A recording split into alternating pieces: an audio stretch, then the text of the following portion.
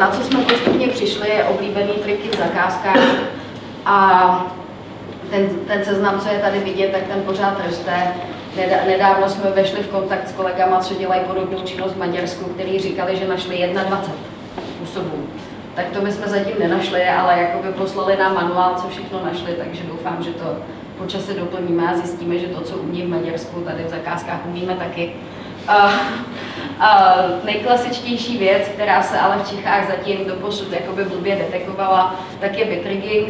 To je klasicky, že máte 3 firmy, ty se domluví a prostě dělají si vždycky 2 dělají křoví a jedna tu zakázku vyhrává.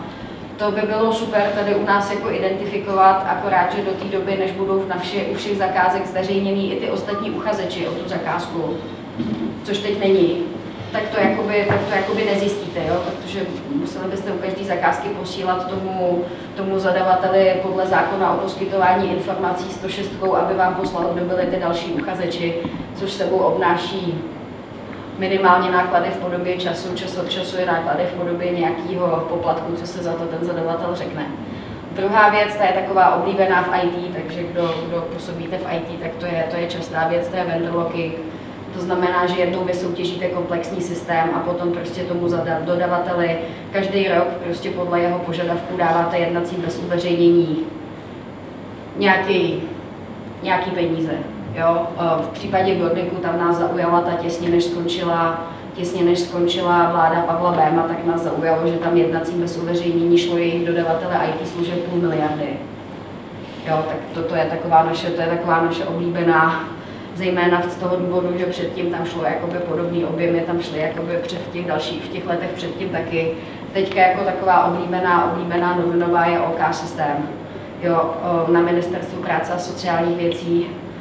Ona je oblíbená spíš z té pozice, že OK systém jakoby podal trestní oznámení na část vedení ministerstva, ale jakoby, když se podíváte na jejich výročku, tak oni jako reálně prostě dodávali především Ministerstvu práce a sociálních věcí, tvořilo to nějakých 80, nějaký vysoký, nadpoloviční většinu jejich obratů.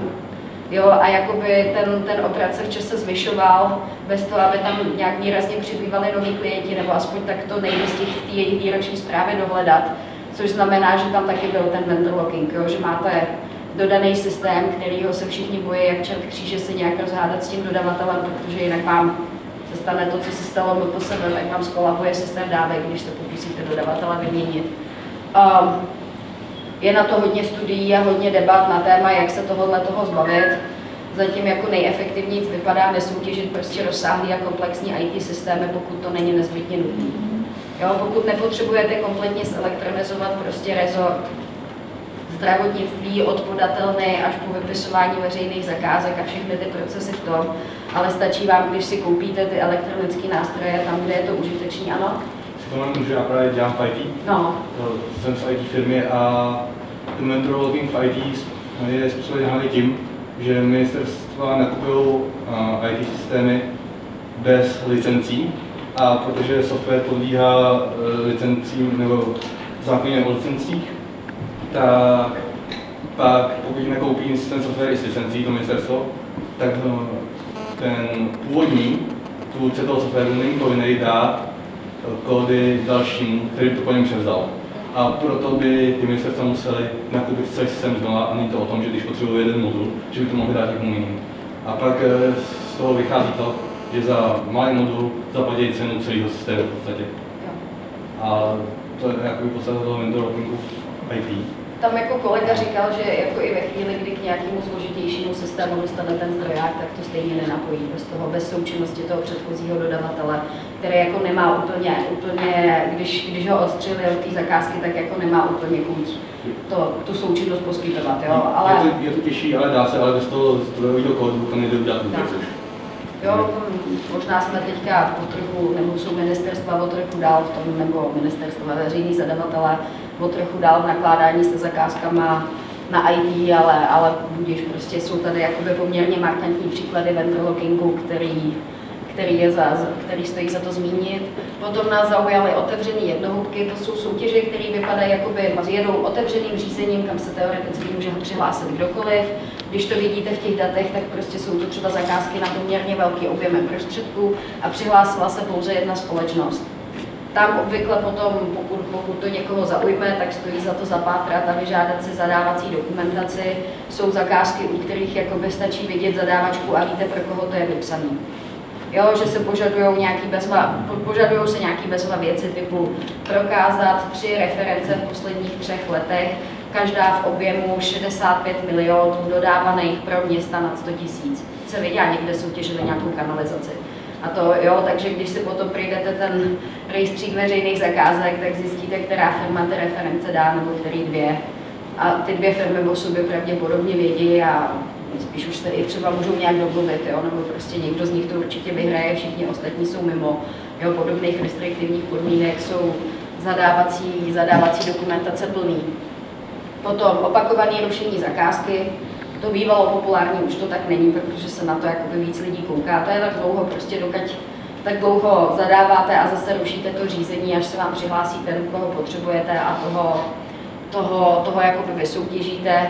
Upgradeovaná verze prostě je to tady toho pro řízení s losováním visí jako karlovarská losovačka na YouTube, což znamená, tak dlouho lovíte, až vylovíte prostě ten správný papírek, na kterým je ta firma, která určitě měla postoupit do dalšího kola a úplně mega upgradeovaný prostě jakoby verze 21. století je, že k tomu využijete tajemnou černou krabičku, která vám vyhodí čísla těch firm, které postupují do dalšího kola. Nikdo neví, co přesně v té krabičce je a když to někdo chce zjistit, tak se krabička ztratí. Jo, tak to je prostě, to vidíte, že ta technologie a prostě ty postupy se vyvíjejí v čase. Oblíbený jsou zakázky od Šumavy k Tatra. To je zakázka, kde vlastně soutěžíte dohromady jabka, hrušky, švestky, ryby a auta a prostě všechno to chcete dodat od jednoho dodavatele. Takže i renomovaná firma, například tady je naše oblíbená Cardioport.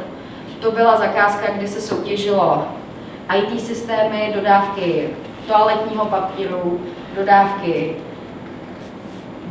drenů a umělých chlopních a to všechno se soutěžilo jakoby pro IKEM. Jo, s tím, že ani jako renomované firmy třeba by vám dodali prostě ty umělý chlopně, ale jako už prostě možná by dodali i ten toaletní papír. Jo, toto jako se ještě tak nějak dá zařídit, ale už třeba nedodají ten software, nejsou schopní. A v tu chvíli se vynoří nějaká jakoby malá no-name firma, která řekne, no jo, tak prostě postavíme konzorcium a prostě jakoby ta nějaká renomovaná firma je jejich subdodavatel, další firma je jejich subdodavatel, pak je jejich další subdodavatel lékárna v Kralupech, což upřímně nebyla jsem v Kralupech nikdy v lékárně, ale prostě jakože proč zrovna tahle má dodávat IKEMu, nevím. Jo, a tady ta firma si na tom vezme ten kus, který prostě potom pravděpodobně využije k tomu, aby v té zakázce se nějaký zadařilo a dařilo dál. Jo, tohle je zrovna případ, který jsme našli my jako anomálie v datech, protože ta Cardioport je firma, která rok před kdy obdržela tuhle zakázku, tak měla obrat 50 000 korun a pak vyhrála zakázku, která byla za 500 miliardy, nicméně při bližším pohledu byla za 2 miliardy. Jako za 2 miliardy prostě ve 4 letech, jo, rozdělená. A koho to zajímá, tak hospodářky o tom dělali jakoby docela jakoby dlouhý článek o tom, co Cardioport, kdo ho vlastní, kde to sídlí a jakoby o tom, jak ředitel IKEMu a jeho náměstek mají v Praze 3 domy a mimo Prahu mají ještě 6 domů a tak to si můžete všechno přečíst na webu. Pokud vím, tak jako tam žádný vysloveně ukončený trestní řízení, který by skončilo tím, že je někdo zavřený, nepadlo, nicméně ani ředitel, ani náměstek už na IKEMu nejsou, takže aspoň něco. Co se týče borcování, zakázka se rozseká na několik menších, aby se nemusela zveřejňovat. Dřív oblíbený, teď po poklesu limitů pro zadávání veřejných zakázek podle zákona o veřejných zakázkách, dřív to byly 2 miliony a 6 milionů, teď je to 1 milion a 3 miliony, tak ono je, jako pořád se asi porcuje, ale přeci jenom více na to kouká, navíc jako naporcovat 30 milionů po 3 milionech jakoby do 10 po sobě jdoucích zakázkách už je docela riziko, takže to myslím, že už je aspoň mírně odbouraný. A jistina, to je způsob, jakoby to uchazeč o zakázku musí před zakázkou složit do 2% té zakázky navázaný účet u banky s tím, že to dostane potom, co se v té zakázce někdo vyhraje.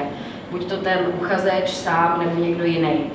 To je jakoby způsob, jak jako z těch zakázek dostat jakoby menší firmy, protože přeci jenom, když se ucházíte o zakázku jako menší firma, o zakázku prostě nějakých, já nevím, 8-10 milionů stavební firma jako klasicky, tak prostě jakoby se vám nechce nechat někde 2% z téhle částky ležet. Zvlášť ve chvíli, kdy hrozí riziko, že pokud se proti té zakázce někdo odvolá a pojede tam řízení u ÚOHSu, tak vám ty peníze takhle můžou na nějakým vázaným účtu ležet veselé třeba rok a půl, jo, tak potom jakoby ten, kdo už má celkem jasnou představu, že v té zakázce může vyhrát, tak prostě potom samozřejmě má ambici se zúčastnit a tu jistinu složit.